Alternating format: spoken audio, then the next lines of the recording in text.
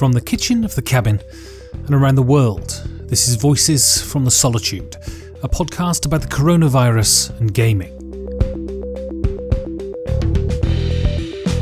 Today I'm talking to Nick Mariner.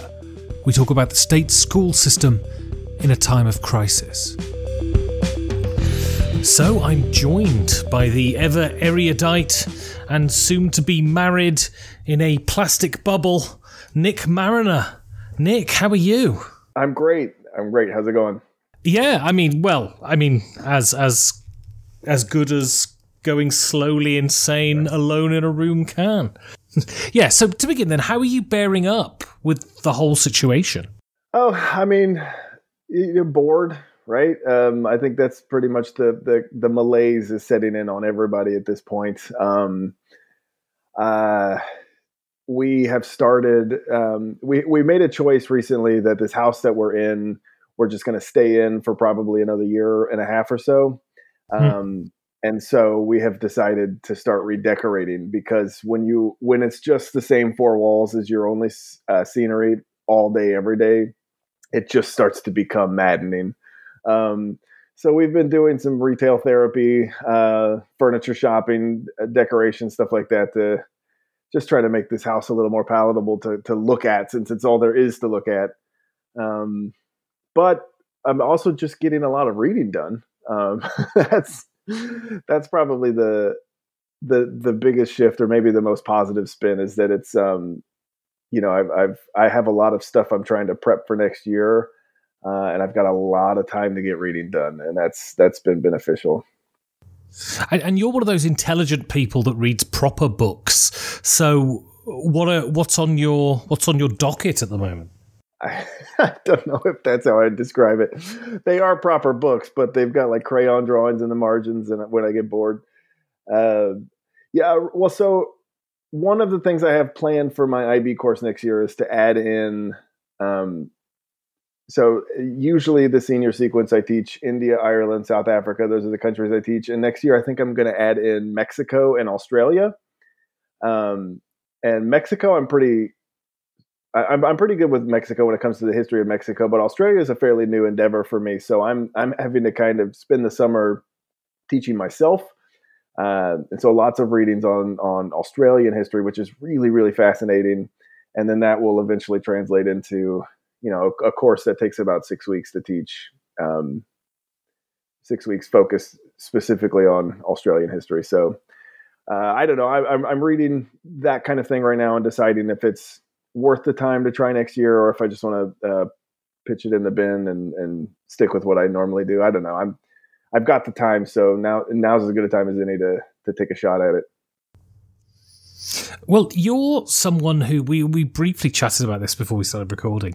You're someone who's going through a particularly bizarre situation in that you're planning to get married in the next 6 weeks. How has the coronavirus thrown a spanner in the works of your wedding then? I just entirely.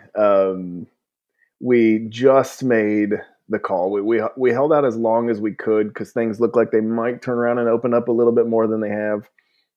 But we just made the call this weekend that we're going to go ahead and postpone basically everything but the ceremony. We're still going to get to do a ceremony with the family, the wedding party and immediate family there, but pretty much everything else, all of the celebrations around it and the reception, all that, it's just going to have to wait until a later date. And that really stinks. I keep trying to tell her, and she does hear it in the way that she hears it. It's not ideal, but basically whatever we decide is going to be fine. Like people are going to make it a big deal and make it a big celebration no matter how we do it, because there isn't really like a template for this. So there is no normal. So whatever we do will end up being the new normal, because there isn't a playbook for what to do when you have to rearrange for this kind of cataclysm. And so we're doing the best we can. We're planning it. The honeymoon's going to be delayed. Like we could go to a beach, but nothing else will be open. So what's the point, And then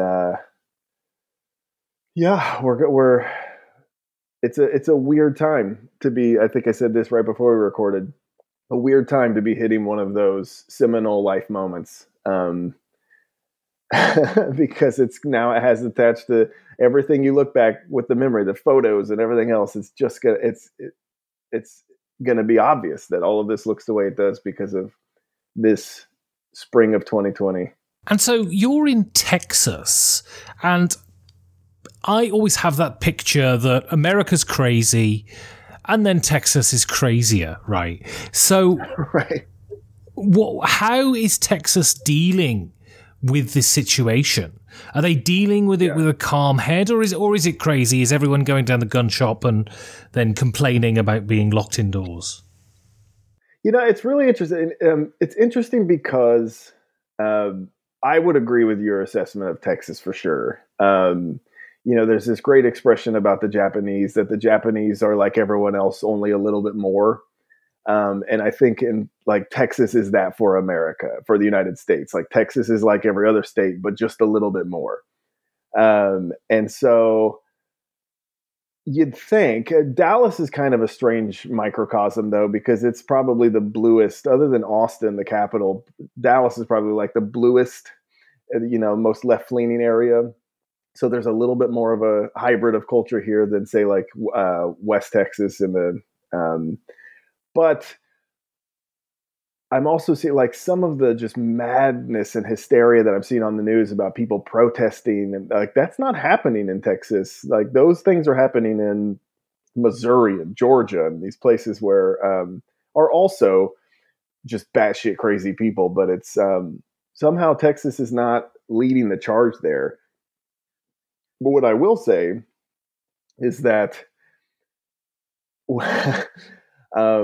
every single time I leave my house for anything, grocery shopping or any errand at all, it's becoming more and more obvious that people here in Dallas have just decided that they're going to go ahead and lift the quarantine themselves.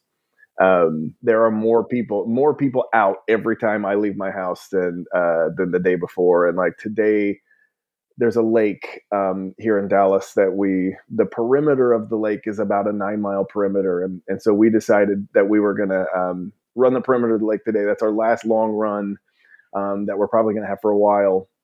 And I mean, it was just crawling with people, dogs, walkers, joggers, cyclists. I mean, it's obvious people want out of their homes. And the only thing that's keeping them out of the shops at this point is the fact that the shops are legally closed. But the moment those doors unlock, people are just gonna be right back in each other's faces, for sure.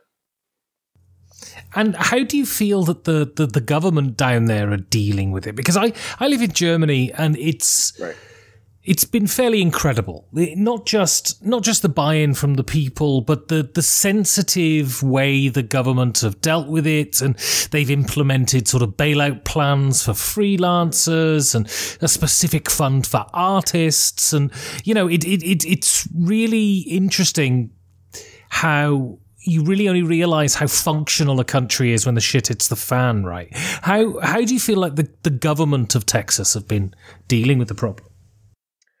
Texas, I think, has been fairly cautious in comparison to all of the other states and the other states' governors. I feel like we're probably middle of the pack. Like our governor went to a shelter in place sooner than a lot of other, at least Republican-led states go. Like as far as Republican-led states go, that tends to be the places where you're going to get a little bit more of the party line.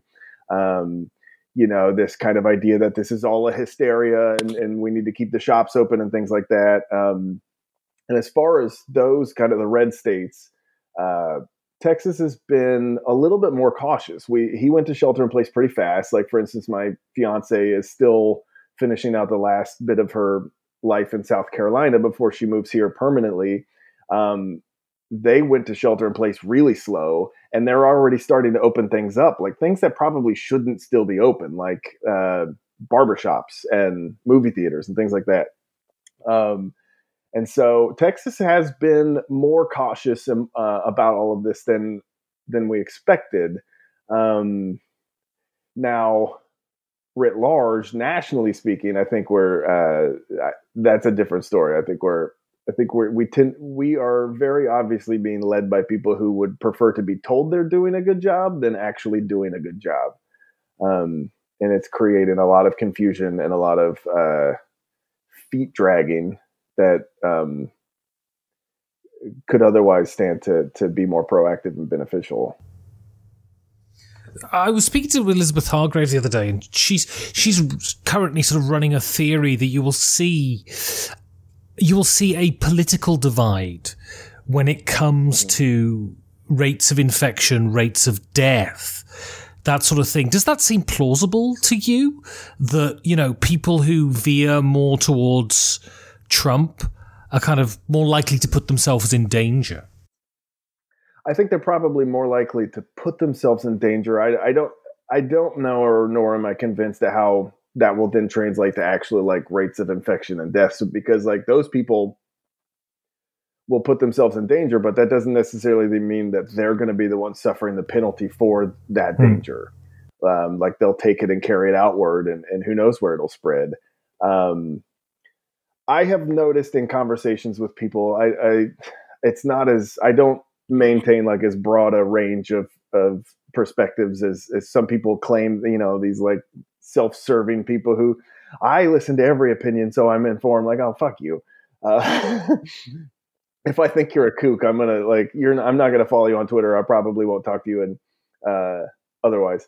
But I do have enough of a range of people where I can see like it is the people who tend to take Trump at his word that I do tend to hear more often say like this is all overblown, and we just need to go back outside, and there's no reason for us. We've been doing this long enough. There's no reason for us to keep away from each other anymore.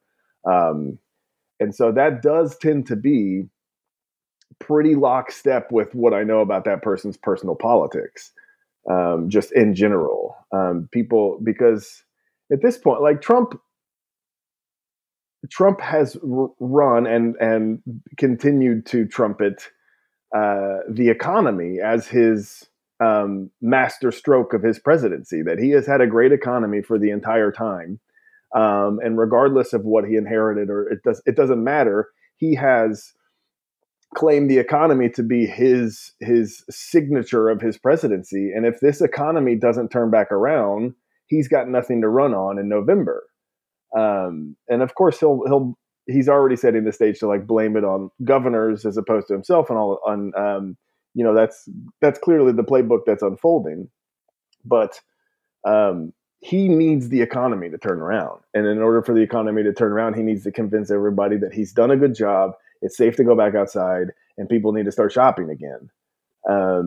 And there are a lot of people who say that's a terrible idea, but most of those people also tend to disagree with Trump on just about everything.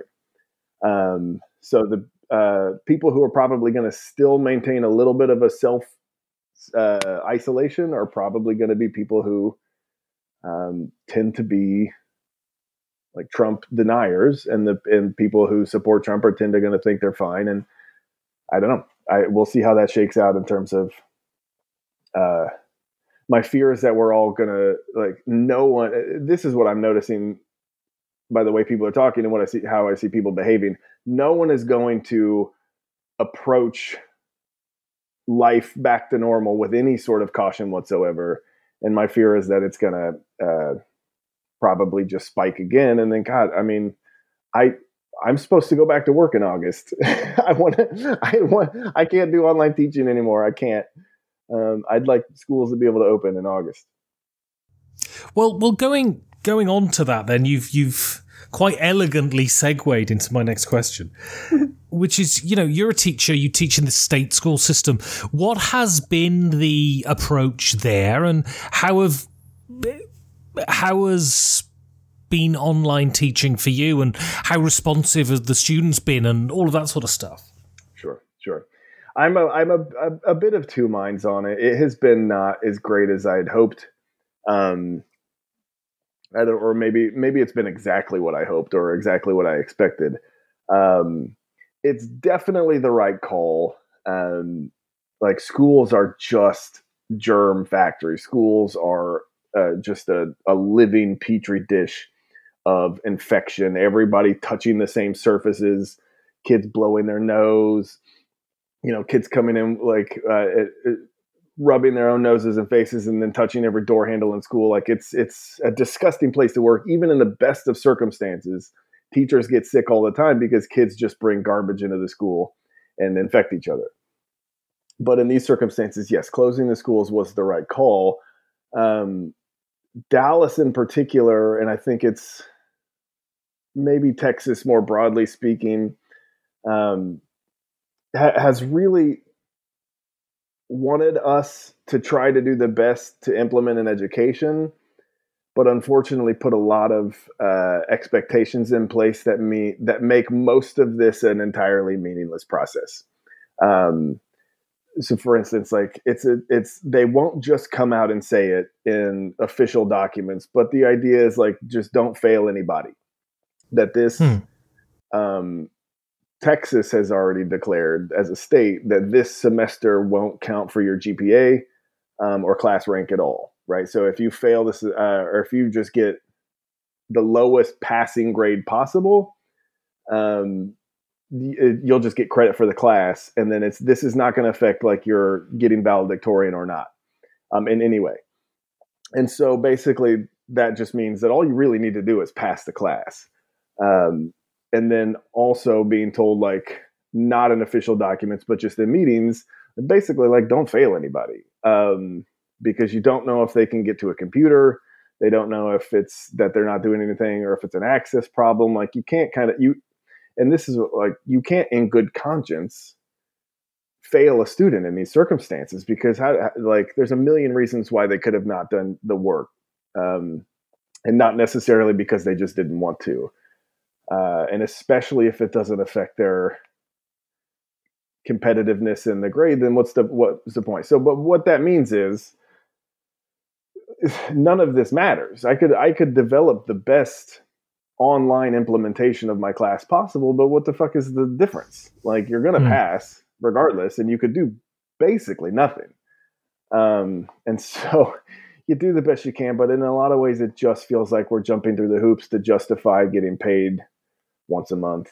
And a lot of people doing a lot of stuff to that it's just, you kind of, you find out who in the building really does have an essential job in these circumstances. Like people sending you emails and stuff and be like, oh, when we're not all in the building, like you kind of don't matter at all. Like some administrator or whatever, like your job really is meaningless in these circumstances. So they've just given you stuff to do. And I get an email from you once a day. So I wish it was more effective. I wish it was better. I've taught online before. I used to teach university classes online when I was still in grad school. And, even in the best of circumstances, what does this say? Like I used to have a colleague who did research on this.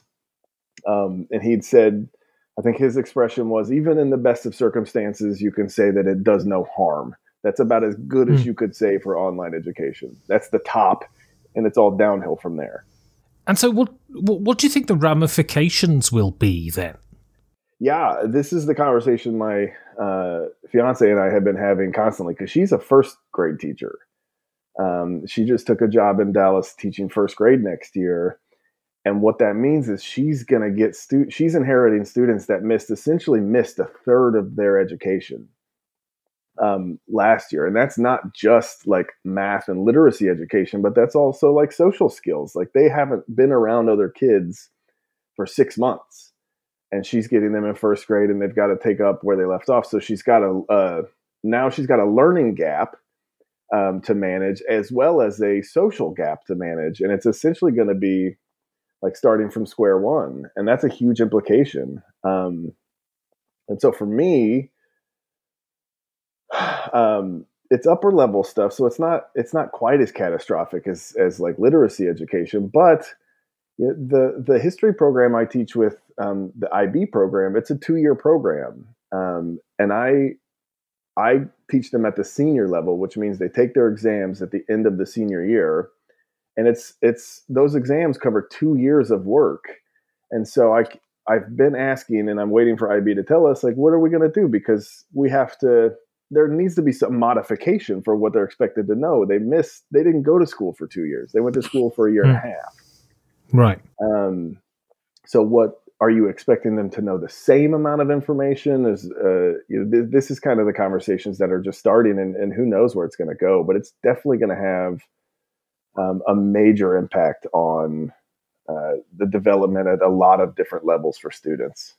And so how is this, and this is, this pales into insignificance compared to anything else, but, this is a gaming podcast, so why the hell not? How has this affected your gaming? Have you managed to game at all? Yeah, it's mostly online. There are some good websites, like Board Game Arena is good, Wadaju's is good, and there's lots of really good apps that are you can play both solo and also connect with people. It's just it's mostly been that.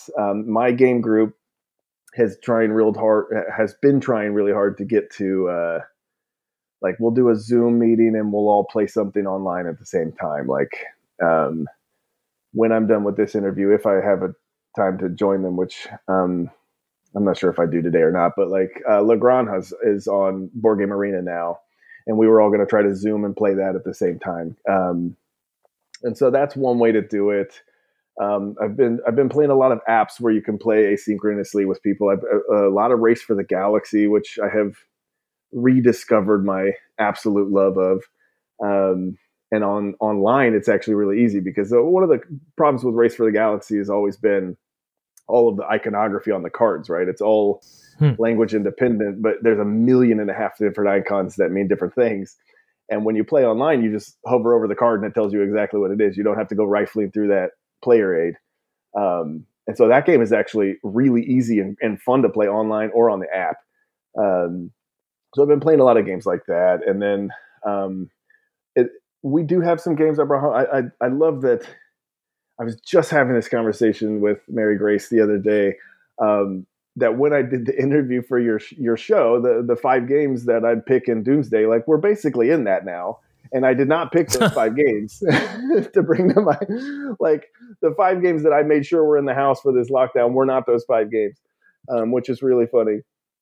But we have some in the house, but we actually, here with us as a family, we really love the Disney Villainous game, and we play that all the time. And that game's a lot of fun at the kind of level where we all are. And she's a huge Disney fan, so it's just something that really hits home for all of us. And then Patchwork was one of my games on my list of 5, and that's also hits the table all the time when the kids are out of the house. So there's a little bit of in-person stuff, but it's mostly just whatever you can do online.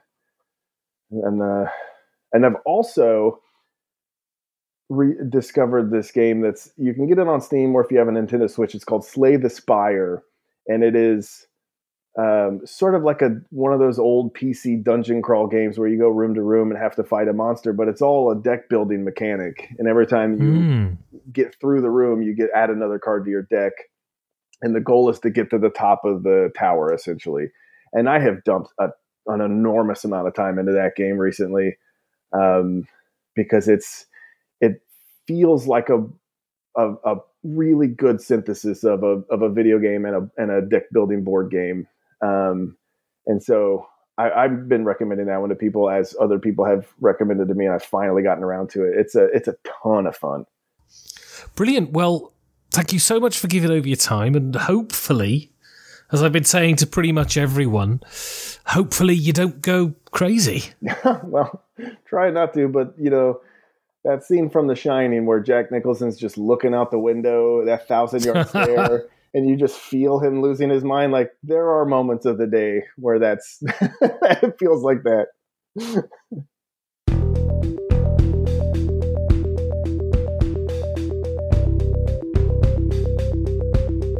If you want to support content like this, you can go to patreon.com/5G4D. Thank you for listening. Stay safe, and if you can, stay at home.